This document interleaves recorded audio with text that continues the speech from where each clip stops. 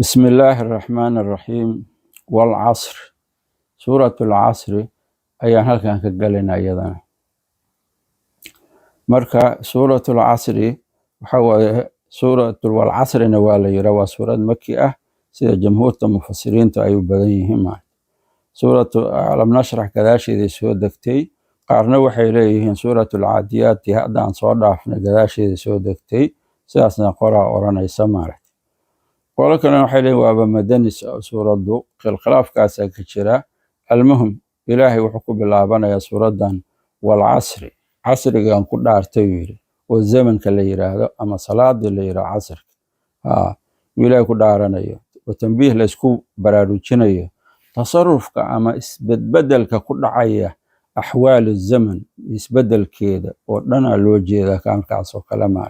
yani zamankan ku dhaartay la yiraahdo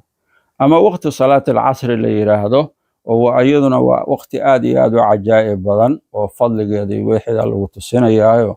إلهي وحي حافظ على الصلوات والصلاة الوسطى صلاة العصر اللي يراه مالك مركا صلاة العصر نوا صلاة آدي آدو عجائب بدن مركا إنو ساسو كلام مالتي لكن وحاوي رقبضا مفسرين تاها وحي رجحيا قول كهوري مالتي inay tahay maaragtay casriga zamanka in loo jeedo marka taasaan ku dhaartuu yiri alle innal insaana insaanku la fi khusrin khasaare dhexdeedu ahaaday insaanku jinsiga loo jeedaa kaafirkiya soo gala ugu horeeya yani waa khasaare waay jinsul insaan khasaare kama marna nuqsaan kama marna fuqdaanu ribxi kama marna مساعديس أعماشيس طوال عمري وسوبناي إنه كو خسارة لقى ويماي وحنبا أكل دادنا يوا قال هبا وهريو وقفك كفر لي متكاس ووسي هريو وحال يرى هذا مالتي قفك ويرى ليرى ذاتك خسارة دا وقفك مؤمنك عمل صالح أي عمل حنس كدرا ليرى هذا وإلهي أتوبتك أنا توبة صادقة قفك أسوكلا ويرى ليرى يعني حويا marka la fiyo khusrin khasaare dhexdeed ayuu ku jiraa insaanka yaalay waa khasaare cadiim oo weynaali dadkoo dhan ma laga soo reebay ilaahay wuxuu yiri illa alladina kuwii mooyaane istithnaagu waxa weeye yani waa laga gooy hore waxa loo jeedaa maaragtay yani tasliya oo dadka muuminiinta la sabar siinayo saadiqiinta loo bishaaraynayo inaysan ka mid ahayn qolada khasaartay inaysan ka mid ahayn ilaahay wuxuu yiri illa alladina kuwii mooyaane آمنوا الله رمي وعملوا الصالحات عمل كونكسن عمل فلان عمل الصالحات وعملوا عمل فلان الصالحات من الصالحات وصفة لموصوف محذوف عليها الأعمال الصالحات هو عماشي ونكسن عمل فلان